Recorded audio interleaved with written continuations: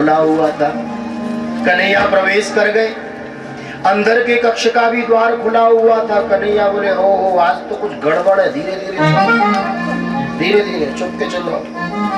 और भीतर जैसे ही कक्ष में पहुंचे, ऊपर देखा तो छींके से मटकी टंगी हुई थी और ऊपर दृष्टि डाली सो कन्हैया की दृष्टि पहुंच गई घंटी पे। ओहो, आज तो प्रभावती ने अपना प्रभाव दिखाई दिया। धरे जाएंगे, पकड़े जाएंगे। तो कन्हैया ने सबसे पहले घंटी से दो बातें करी। सुन घंटी। घंटी बोली कहो प्रभु, जब तक हम सब माखन खाए ना बजना नहीं। घंटी बोली महाराज आपकी जैसी आज्ञा, सिरोधार्य नहीं बजूंगी। और महाराज मेरे गोविंद ने नीचे नीचे तगड़े 4 पहलवान छोड़ा खड़ा किए। उनके ऊपर 3, उनके ऊपर 2 और सबके ऊपर चोरन के सरदार स्वयं। प्रेम से बोलो जय श्री कृष्ण, जय श्री राधे। और मेरे गोविंद बारी बारी से माखन निकालते ग्वाल वालों को देते। ग्वाल वालों ने माखन खाया, थोड़ा थोड़ा बंदरों को खिलाया। और जब ग्वाल वाल बंदरों ने सबने माखन खा लिया और जैसे ही मेरे गोविंद ने माखन खाना चाहा, मुख के पास ले ही जाना चाहते थे, इतने में घंटी बज गई टन टन टन। और जो घंटी बजी प्रभावती जान गई। निकली द्वार के पीछे से, दी लाठी घुमा के तो नीचे के जो तगड़े तगड़े 4 पहलवान थे ना, भगे छोड़कर। ऊपर के 3 वो भी गिरे, 2 वो भी गिरे और कन्हैया मटकी से लटके रह गए। प्रेम से बोलो राधे राधे। प्रभावती कहती है देखो, मंदिर में अष्टयाम सेवा के दर्शन होते हैं, राजभोग आरती के दर्शन होते हैं, शयन आरती के दर्शन होते हैं, बाल भोग के दर्शन होते हैं। यदि किसी को माखन चोर भगवान के दर्शन करने हो ना, मेरे घर में मंदिर खुला हुआ है।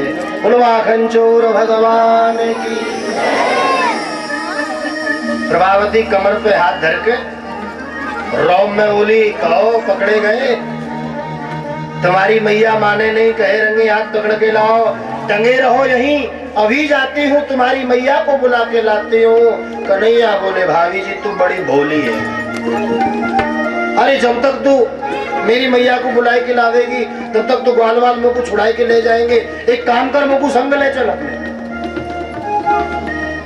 मुझको अपने संग ले चल। प्रभावती बोली अच्छा ऐसी बात है तो आ जाओ नीचे।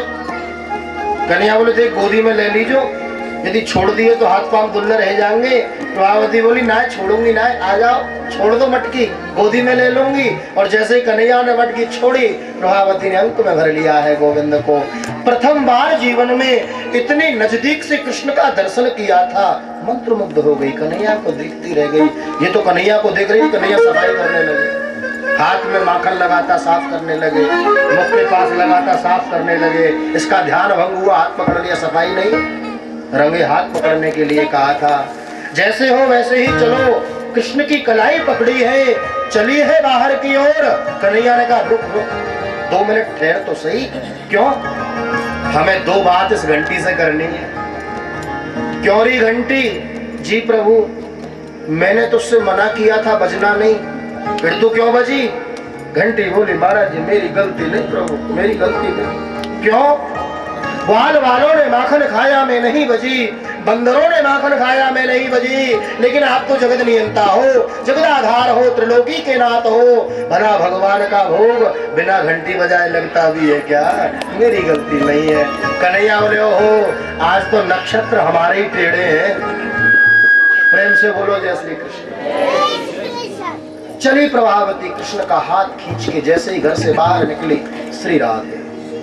जैसे ही घर से बाहर निकली है, 1.5 हाथ लंबा घूंघट इसने लगा लिया है।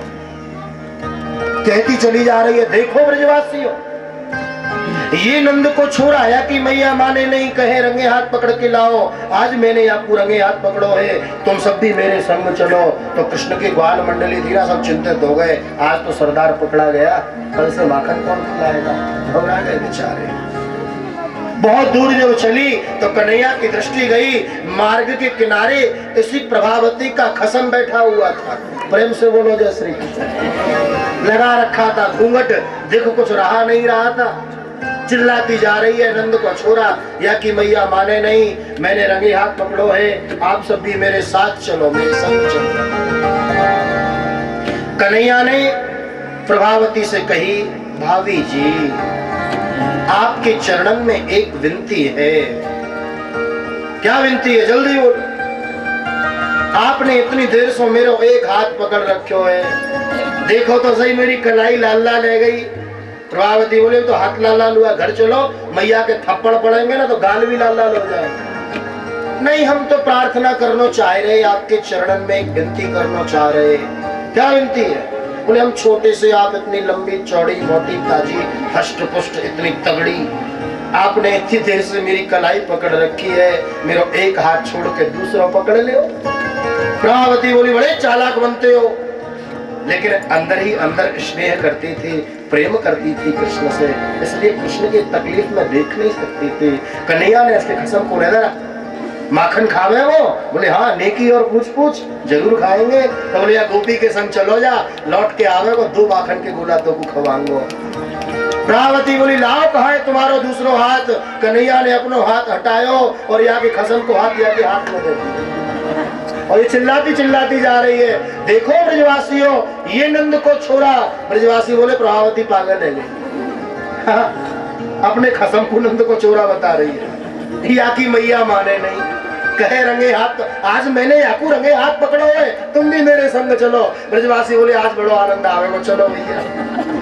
और कन्हैया ने अपने महल की परिक्रमा लगाई मैया के पास में। मैया, ओ मैया। मैया बोली हाँ कन्हैया, मैया बड़ी भूख लगी है। मैया कन्हैया को गोदी में बिठाए के माखन मिश्री खवाने लगी। कन्हैया बोले मैया ये जो ब्रज की गोपी है ना, तेरे लाला के पीछे हाथ धोकर पड़ गई, और देख मैं तो तेरी गोदी में बैठा हूँ, अभी कोई ना कोई गोपी नाटक करके आ रही होगी। मैया बोली चिंता मत करे लाला, मैंने भी एक लठिया तैयार कर रखी है, अब तक तो बातन के काम चलतो, लेकिन अब ऐसा लगे कि अब तो लाठी चलानी पड़ेगी। मेरे छोरा के पीछे पड़ गई, सब हाथ धोएगी। चर्चा चल ही रही, इतने में प्रभावती द्वार के पास आ गई। अभी द्वार में पहुंची नहीं थी, दूर से ही चिल्ला रही है, ओ नंदरानी देखो तुम्हारो लाला, मैं आपको रंगे हाथ पकड़ के लाई हूँ। यशोदा सोचती है मेरो लाला तो मेरी गोदी में बैठो है, न जाने ये कौन को पकड़ के लाई। द्वार पे आई, मैया भी पहुंच गई, कन्हैया भी पहुंच गए। घूंघट लगा रखा था प्रभावती ने। आप मानो नहीं, कहो रंगे हाथ पकड़ के लाओ, आज मैं आपको रंगे हाथ पकड़ के लाए हूँ। देखो मैया आप ही का नाम प्रभावती है। प्रभावती कहती है ना कन्हैया, मेरा नाम प्रभावती नहीं है। बोलो कृष्ण कन्हैया लाल की। भगवान ने जितने दिन गोकुल में रहे ना, उतने दिन माखन चोरी की लीलाएं की। हमारे ब्रज के रसिक संत इन्हीं लीलाओं के ऊपर 700 पेज की थ्योरी, 700 पेज की पुस्तक, केवल माखन चोरी लीला, 700 पेज की पुस्तक वर्णन श्रवण कराया। समय व्यतीत हुआ। एक दिन कृष्ण के मन में विचार जगा, मैं इस ब्रज में क्यों आया? ब्रज में आने का मेरा मुख्य कारण क्या था? तो कन्हैया के मन में विचार जागृत हुआ। रमण रे तुले क्यों नहीं, रमण रे तुले क्यों नहीं, और क्यों न यमुना रे मन तू समझो नहीं, ब्रज को तत्व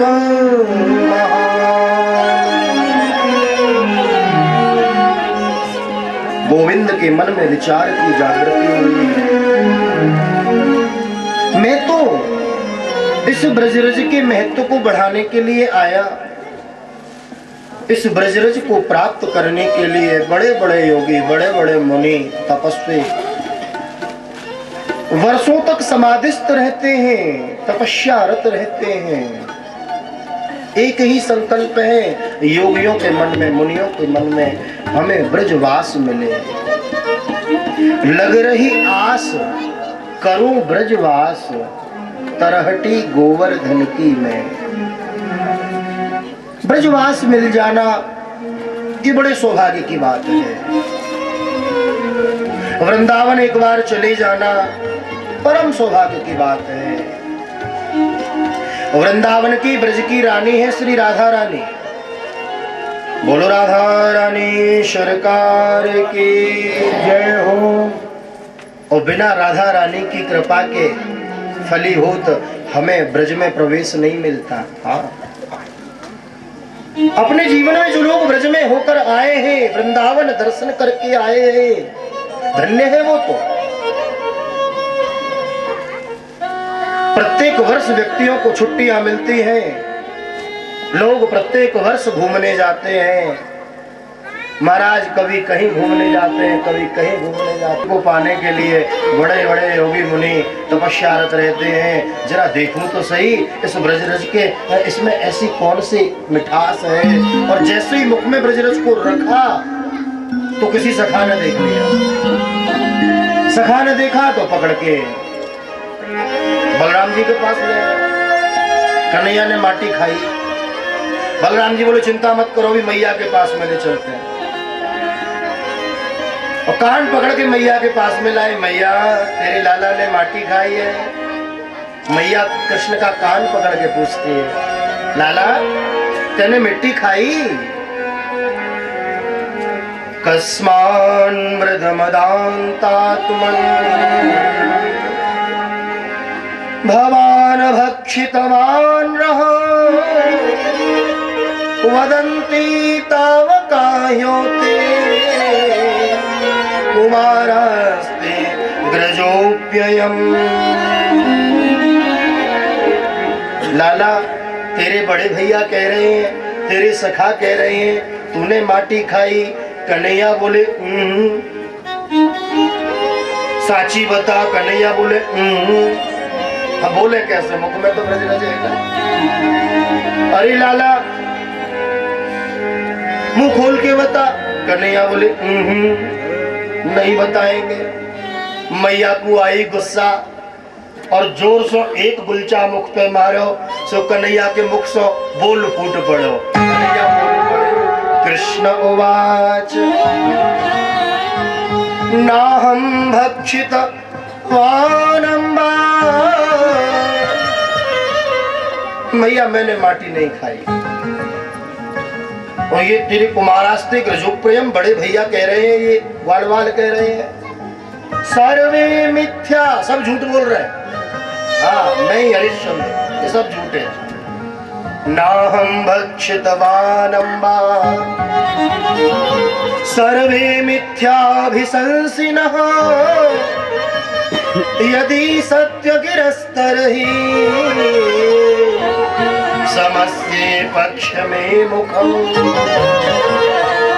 हरी मैया मैंने माटी नहीं खाई, ये सब झूठ बोल रहे हैं। और तो को भरोसा नहीं होए तो मेरे मोड़े में देख ले। मैया बोली ला तेरो मोड़ो दिखा।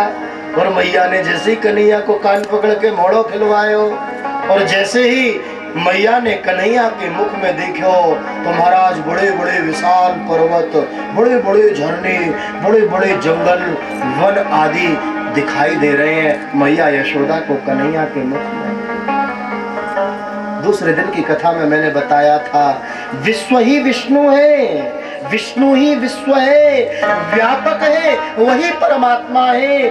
सबकट मेरो साइया, खाली घट नहीं कोई, परमात्मा सब में सब जगह। इस बात का आभास कराने के लिए आज मेरे गोविंद ने मैया यशोदा को अपने मुख में त्रिलोकी का दर्शन कराया। हमारी पृथ्वी पर 9 प्रकार के वर्ष हैं। इन 9 प्रकार के वर्षों में जो भारतवर्ष है वो मैया को कन्हैया के मुख में दिखाई देता है। भारतवर्ष में 9 प्रकार के द्वीप हैं। उन द्वीपों में जो जम्बू द्वीप है वो जम्बू द्वीप मैया को कन्हैया के मुख में दिखाई देता है। और जम्बू द्वीप में जो महाराज 84 कोस का ब्रजमंडल है वो 84 कोस का ब्रजमंडल मैया को कन्हैया के मुख में दिखाई देता है। 84 कोस के ब्रजमंडल मंडल में जो गोकुल गांव है, तो गोकुल गांव मैया को कन्हैया के मुख में दिखाई देता है। गोकुल गांव में मैया का महल, वो महल भी मैया को कन्हैया के मुख में दिखाई देता है। और महल के एक कोने में मैया कन्हैया का कान पकड़ के मुख देख रही है। ये दर्शन भी मैया को कन्हैया के मुख में दिखाई देता है। मैया तो घबरा गई, डरने लगी। कन्हैया ने देखा मैया घबरा रही है, तो तुरंत कन्हैया ने अपनी माया के द्वारा उस माया को छुपा लिया। मैया का ध्यान भंग हुआ। मैया बोली, लाला मैंने तेरे मुंह में कछु देखो। कन्हैया बोले, मैया तेने सपनों देखे हुए? वो बोले, ना, बड़े बड़े पहाड़, बड़े बड़े पर्वत, बड़े बड़े झरना। कन्हैया बोले, नहीं मैया तेने कोई सपनों देखे हुए? वो मैया वात्सल्य भाव है ना, पुत्र मानती है, भगवान मानने को राजी नहीं। ये कथा सुनाते हुए परमादरणीय सुखदेव भगवान कहते हैं, श्री शुक उवाच, ये जो नंद और यशोदा है ना, ये द्रोण और धरा नाम के वसु थे। बहुत तपस्या की थी भगवान की, उसी के फलीभूत आज इनके यहाँ प्रभु पुत्र बनकर आए हैं, बालक बनकर आए। ब्रजरज के महत्व को बढ़ाया, ब्रजरज का भक्षण करके मेरे गोविंद ने मैया को त्रिलोकी का दर्शन कराया, ब्रजरज के महत्व को बढ़ाया। इसलिए आज बड़े बड़े संत, बड़े बड़े ऋषि मुनि ब्रजरज को प्राप्त करने के लिए लालायित रहते हैं, लालायित रहते हैं।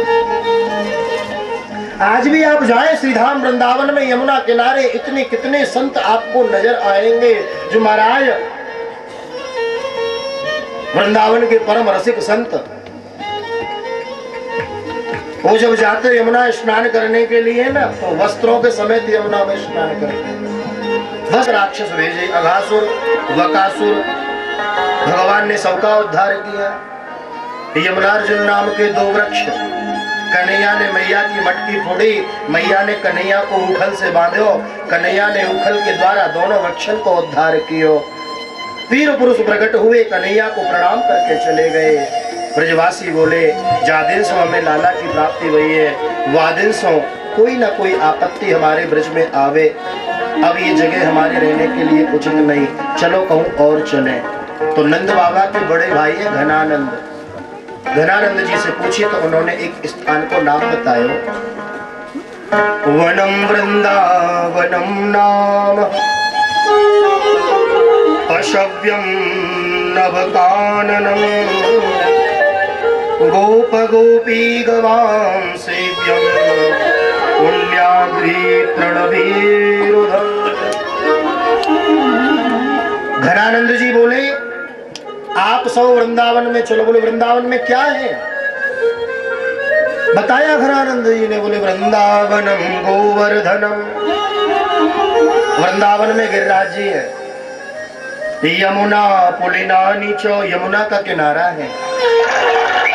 और ऐसा सुंदर वर्णन जब कन्हैया ने सुना तो राम माधव योर नृप, बलराम और कृष्ण को बड़ा प्यारा वृंदावन लगा। सभी राजी हुए, बोले हम भी वृंदावन चलेंगे, हम भी वृंदावन चलेंगे। सभी ने अपनी अपनी बैलगाड़ी को अर्धचंद्राकार सजाया, आधे चंद्रमा की तरह। गायों का पूजन किया, सुंदर सुंदर माला गायों को धारण कराई, और सभी गोकुल से वृंदावन की ओर जा रहे। आइए कृष्ण और बलराम के साथ हम भी वृंदावन की ओर चलते हैं। एक भजन के माध्यम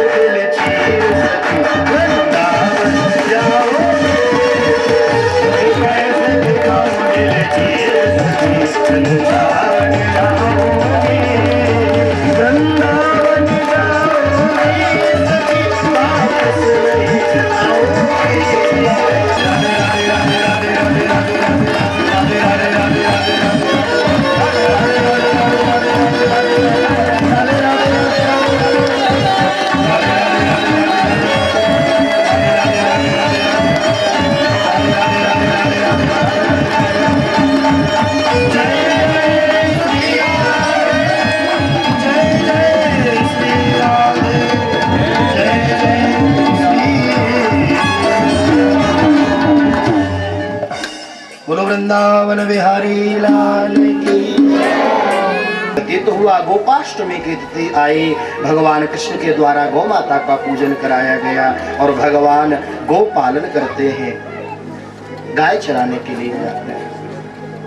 गौचारण के लिए जब कन्हैया जा रहे थे तो मैया यशोदा ने कहा था, कृष्ण तू नंगे पैर जा रहा है, कोई चरण पादुका धारण कर ले, जूता चप्पल पहन ले। कन्हैया ने कहा, माँ यदि मुझे पादुका धारण कराना चाहती है ना तो पहले मेरी गौ माता के चरणों में पादुका पहना। जब ये नंगे पैर विचरण कर सकती है तो इस ब्रज में मैं भी नंगे पैर विचरण करूंगा। भगवान कृष्ण ने गाय को बड़ा बड़ा सम्मान दिया, बड़ी सेवा की, बड़ी सेवा की।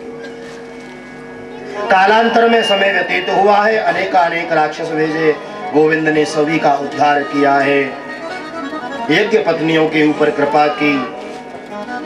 ब्रज की छोटी छोटी कन्याएं यमुना स्नान किया करती थीं कृष्ण को पति रूप में प्राप्त करने के लिए। कन्हैया ने चीरहरण की लीला के द्वारा उन गोपियों को आश्वासन दिया है, देवियों आने वाली शरद पूर्णिमा की रात्रि को मैं तुम्हारे साथ रास लीला का आयोजन करूंगा। समय व्यतीत हुआ है, गोविंद की आयु 7 वर्ष की हुई। कितने वर्ष की? 7 वर्ष की। आज मेरी कन्हैया प्रातः काल उठे, उठकर रसोई घर में गए तो देखा मैया यशोदा मुख पे कपड़े की पट्टी बांध के सुंदर भोग बना रही है। कन्हैया पहुंच गए, कन्हैया ने पूछी, मैया कहाँ बना रही है? कन्हैया ने देखी मैया बड़ी सुंदर सुंदर कचौड़ी, पकौड़ी, मगोड़ी, रसगुल्ला, जलेबी, रसमलाई, बालूशाही, न जाने क्या क्या बना रही है। अब बताओ, सुन के ही लोगों के मुख में पानी आ जाता है तो देख के कैसे नहीं आएगा। बालकों की तो आदत होती है, सुबह सुबह उठे तो उठते ही कुछ खाने को चाहिए, लाओ। कन्हैया पहुंच गए, मैया ये पकौड़ी देखवे में इतनी सुंदर है तो खाएवे में कितनी सुंदर होएगी, एक पकौड़ी चाखवे को दे दे। मैया बोली, ना लाला दूर हट जा, दूर हट जा, जय जय की पूजा होएगी, जय जय को भोग लगेगो तब प्रसाद मिलेगा। कन्हैया बोले, मैया सबसे बड़े जय जय तो हम हैं, ये हमसे बड़ो जय जय कौन आए गए? मैया बोली, मोइडा पर तो जा अपने बाबा से पूछ। कन्हैया बाहर आए, आंगन में देखियो बाबा हजारों मन जो तिल चावल की सामग्री के द्वारा हवन सामग्री तैयार कर रहे हैं। कन्हैया ने पूछी, बाबा काहे की तैयारी है? नंद बाबा बोले, लाला हम अपनी देवता की पूजा करें प्रत्येक वर्ष, या वर्ष भी हम अपने देवता की पूजा करेंगे। अच्छा, तो देव की पूजा की तैयारी है? बोले हाँ। कन्हैया बोले, कौन सा देवता है तुम्हारो? नंद बाबा बोले, हमारे देवता है देवराज इंद्र। पर्जन्यो भगवान इंद्रो मेघास्तस्यात्म मूर्तय ते विवर्षन्ति भूतानां प्रीडनम जीवनम पय। हमारे देवता इंद्र हैं, हम उनकी पूजा करें, बदले में हमें जल की बरसात करें तो हमें अन्न धन की प्राप्ति होए। कन्हैया बोले, बाबा मैंने भी बड़े बड़े संतन को संग कियो है, बड़े बड़े महात्मन को संग कियो है, और सभी संत महात्मा एक ही बात कहे, कर्मणा जायते जंतु कर्मणैव विलीयते, सुखम दुखम भयम क्षेमम कर्मणैव विपद्यते। कन्हैया कहते हैं, जीव का जन्म कर्म से होता है, जीव का पालन कर्म से होता है। हम कर्म करेंगे ही नहीं, खेत में हल चलाएंगे नहीं, बीज बोएंगे नहीं तो इंद्र महाराज फसल काट के घर में थोड़े ही दे जाएंगे। बाबा की बुद्धि चक्कर खा गई। बाबा बोले, लाला देखवे में तुम 7 वर्ष को लगे, बात तो बड़े विद्वान की सी करे। कन्हैया बोले, मैंने तो यही सीखो है, सब संत महात्मा एक ही बात करें, जैसो कर्म करो वैसो ही फल मिले। भागवत का यह श्लोक और रामचरितमानस की चौपाई, तुलसीदास जी महाराज एक ही भाव है। जो भागवत में कहा गया वही तुलसीदास जी ने रामायण में लिखा, वही भगवान कृष्ण ने गीता में कहा। को न काऊ सुख दुख कर दाता, को न काऊ सुख दुख कर दाता, निज कृत कर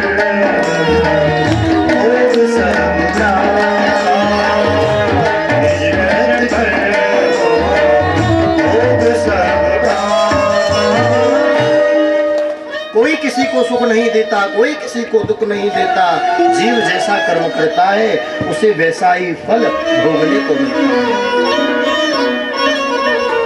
काल ही कर्म ही ईश्वर ही मिथ्या दोष लगाए। जीव जब दुखी होता है कभी कहता है समय खराब चल रहा है, कभी कहता है कर्म खराब हो गए, कभी कहता है भगवान हम पे प्रसन्न नहीं है, कभी भगवान को दोष देता है, कभी समय को दोष देता है, लेकिन ये नहीं मानता कि मैं दुख का दोषी मैं स्वयं हूँ, मैं स्वयं ही इसको जलने वाला हूँ। काल ही कर्म ही ईश्वर ही मिथ्या दोष लगाए। नंद बाबा बोले भाई बात तो कन्हैया तेरी हमारी समझ में आ रही है, लेकिन तू बता अगर हम अपने देवता की पूजा बंद कर दे में फिर कौन की पूजा करें? कन्हैया बोले हमारे देवता की पूजा करो। बोले तेरो देवता? बोले हाँ। तेरो देवता कौन है? बोले हमारे देवता है श्री गोवर्धन नाथ। बोलो गोवर्धन नाथ की। शब्द पर ध्यान दीजिए, गोवर्धन, गौ माने गौ माता, गौवंश का जो वर्धन करने वाला हो वह गोवर्धन है। गोवर्धन विश्व का सबसे बड़ा मंदिर, विश्व का सबसे बड़ा मंदिर, 7 कोस लंबा चौड़ा देवता, 21 किलोमीटर का देवता। कहीं देखा आपने? हमारे ब्रज में स्थापित है। उनमें सुंदर जलधारा है, सुंदर हरी हरी घास है, उनका यज्ञ करो, गौवंश की वृद्धि होगी। कृष्ण गौ पालन को बहुत जोर देते हैं, बहुत जोर देते हैं। मैंने कल भी निवेदन किया था, आज फिर कहता हूं भैया अपने जीवन में गौ सेवा अवश्य करनी चाहिए। अपने घर में करो, घर में न कर सको किसी गौशाला में, किसी ऐसे स्थान में जहां गौ सेवा होती हो वहां जाके अपनी पूंजी में से कुछ पूंजी गौ सेवा के निमित्त अवश्य दान देनी चाहिए, अवश्य दान देनी चाहिए। प्रेम से बोलो जय श्री कृष्ण, जय श्री राम।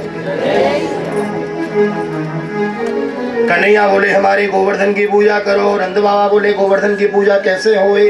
कन्हैया बोले हमारो देवता बड़ो निरालो है, एक आध भोग से प्रसन्न नहीं होए, 56 भोग चाहिए।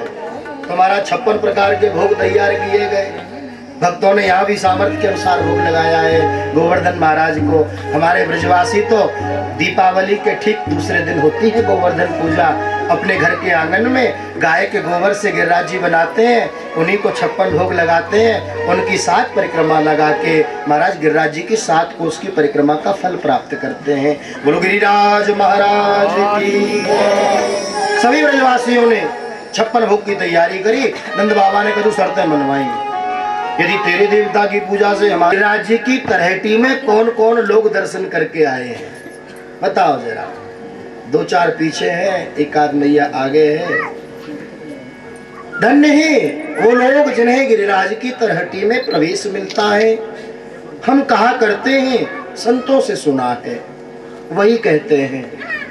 संत ऐसा कहते हैं भैया, जीवन में सब कुछ करने को समय मिलता है, लेकिन भगवान के धाम में, वृंदावन में, गिरिराज में, बरसाने में, गोवर्धन में, नंदगांव में, गोकुल में जाने का अवसर मिले ना तो समझना चाहिए हमने सब कुछ पा लिया, सब कुछ पा लिया। सबने गिरिराज जी को स्नान करायो, 56 भोग सजाए। कन्हैया से बोले नंद बाबा लाला तेरे देवता ने अभी दर्शन दिए नहीं। बोले चिंता मत करो, नेत्र बंद करो। और जैसे ही ब्रजवासियों ने नेत्र बंद किए, एक रूप से पुजारी बन के नीचे खड़े हैं।